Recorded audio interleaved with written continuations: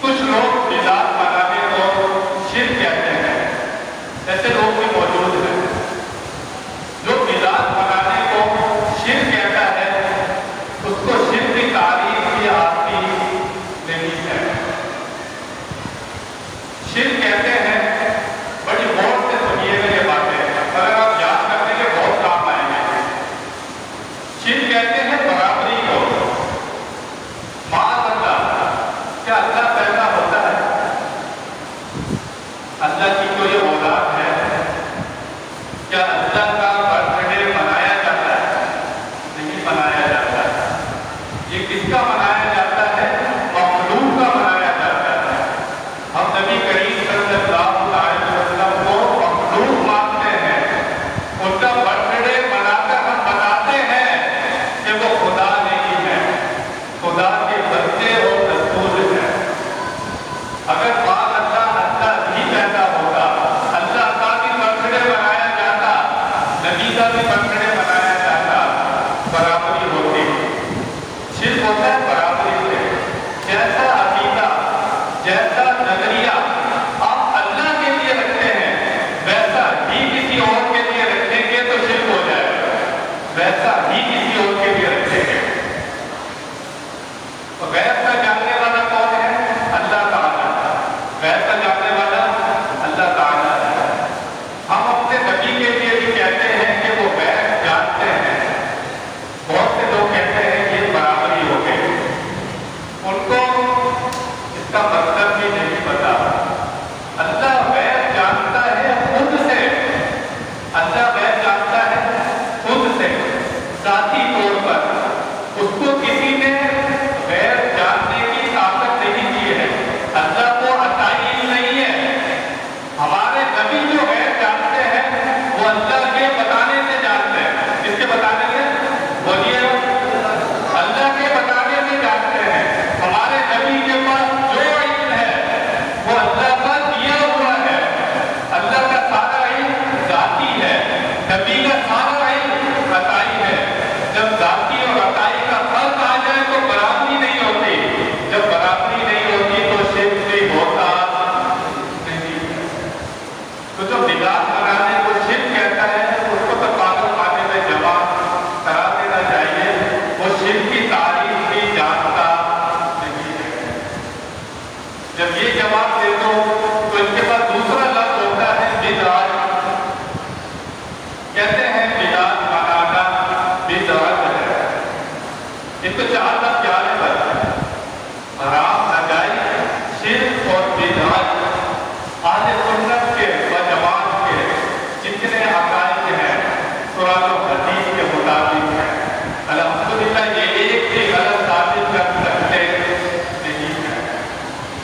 ہمارے علماء نے لکھا، کتابیں لکھی ہیں، وہ اس سے کہتے ہیں بدعت کی ایک تعریف کرو۔ بدعت کیا ہے؟ ایک تعریف کرو، اس پر سائن کر لو۔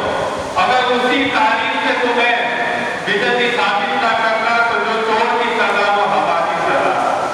یہ بدعت کی ایک تعریف کبھی بھی نہیں کرتے، کبھی کوئی تعریف کرتے ہیں، کبھی کوئی تعریف کرتے ہیں۔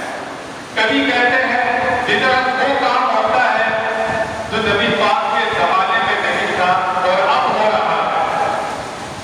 اس طرح تو ایسے ہزاروں کام ملیں گے جو نبی پاک کے زمانے میں نہیں تھے، اب ہو رہے ہیں۔ بدعت کی صحیح تعریف ایسا نیا کام یا نیا عقیدہ جو قرآن و حدیث کے خلاف ہو، اس کام کو بدعت کہتے ہیں۔ ہر نئے کام کو بدعت کہتے نہیں ہیں۔ اور بدعت کی قسمیں ہیں، بدعت حسنہ اور بدعت سیئہ۔ بدعت حسنہ اچھی بدعت اور بدعت سیئہ بری بدعت۔ اب علماء نے لکھا ایک بدعت ہے جو واجب ہے۔ کون سی بدعت ہے جو واجب ہے؟ یہ جو عالم کورس کرتے ہیں، ان کو علم پڑھائے جاتے ہیں، سرد، نحو، اس طرح کے علم پڑھائے جاتے ہیں۔ بہت سی کتابیں پڑھائی جاتی ہیں، نبی پاک نے نہیں پڑھائی، صحابہ نے نہیں پڑھائی، آج مدرسوں میں پڑھائی جاتی ہے اور دین کے لیے پڑھائی جاتی ہے۔ نبی پاک نے تو نہیں کرائی تھی، تو اب یہ کام بدعت ہوگا یا نہیں ہوگا؟ یہ ایسی بدعت ہے جو واجب ہے، کیونکہ قرآن و حدیث کو سمجھنے کے لیے ایسے اصول فقہ سب بات کو سمجھنا پڑتا ہے تاکہ قرآن و حدیث سمجھ میں آ جائے۔ یہ رب کا کلام ہے، اس کو سمجھنے کے لیے 8 سال کا 10 سال کا کورس کرنا پڑتا ہے۔ اب میں آپ سے پوچھوں گا کہ نبی پاک نے عالم کورس کروایا تھا؟ نبی پاک نے تو 8 سال کا 10 سال کا کوئی عالم کورس نہیں کرایا، درس نظامی بھی نہیں ہوتا تھا۔ یہ بعد میں ہوا ہے، بہت بعد میں جا کر، تو نبی پاک کے زمانے میں یہ کام نہیں تھے، اب ہو رہے ہیں۔ میں آپ سے پوچھوں گا، تراویح کی جماعت ہوتی ہے، نبی پاک نے تو تراویح کی جماعت 1-2 دن ہوئی، پھر آپ نے منع کروا دیا، پھر تراویح کی جماعت نہیں ہوئی۔ ابو بکر صدیق کے دور میں بھی تراویح کی جماعت نہیں ہوئی۔ حضرت عمر فاروق نے دیکھا 2 آدمی وہاں تراویح پڑھ رہا ہے، 2 آدمی وہاں تراویح پڑھ رہا ہے، آپ نے ان سب کو ایک امام کے پیچھے جمع کر دیا۔ جب لوگ تراویح پڑھ رہے تھے، آپ نے کہا ہذہ البدعۃ نعمتی، کیا ہی اچھی بدعت ہے۔ کیا فرمایا آپ نے؟ تراویح کی جماعت کو کیا ہی اچھی بدعت ہے۔ یہاں سے پتہ لگا ہر بدعت گمراہی نہیں ہے، ہر بدعت جہنم میں لے جانے والا کام نہیں ہے۔ ورنہ اتنا کام ہو رہا ہے آج کے دور میں جو نبی کے دور میں، صحابہ کے دور میں نہیں ہوئے۔ آپ کو کچھ کام بتاتا ہوں میں جو اب ہو رہے ہیں، صحابہ کے دور میں نہیں ہوئے۔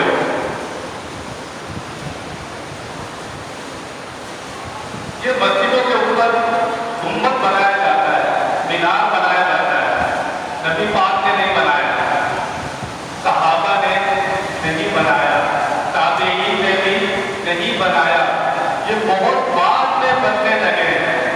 یہ بدعت ہوں گے یا نہیں ہوں گے؟ ان کی مسجدوں پر بھی ہوتے ہیں۔ یہ اپنے نام کے ساتھ مفتی لکھتے ہیں، علماء لکھتے ہیں، نبی پاک نے اپنے نام کے ساتھ لکھا مفتی محمد رسول اللہ، ابو بکر صدیق نے لکھا، عمر فاروق نے لکھا، یہ تو لکھتے ہیں۔ یہ بدعت ہے کہ نہیں ہے؟ بہت بعد میں جا کر لوگوں نے لکھنا شروع کیا ہے کہ مفتی صاحب ہے یا عالم صاحب ہے، بہت بعد میں لکھے گئے۔ یہ بدعت نظر نہیں آتی اس کو؟ نہیں، خانہ کعبہ کو غسل کیا جاتا ہے، نبی پاک نے کیا تھا، صحابہ نے کیا تھا، نہیں کیا تھا۔ تو بدعت چینج ہو گیا عرصہ، نہ نبی پاک نے چینج کیا نہ صحابہ نے چینج کیا، نہیں کیا، آج ہو رہا ہے۔ ان کو صرف بدعت کے کام پر بدعت یاد آتی ہے، ان کاموں پر بدعت یاد نہیں آتی ان کو۔ نہیں، 3 روزہ اس کا اجتماع ہوتا ہے نہیں ہوتا؟ نبی پاک نے کیا تھا 3 روزہ اجتماع کیا تھا؟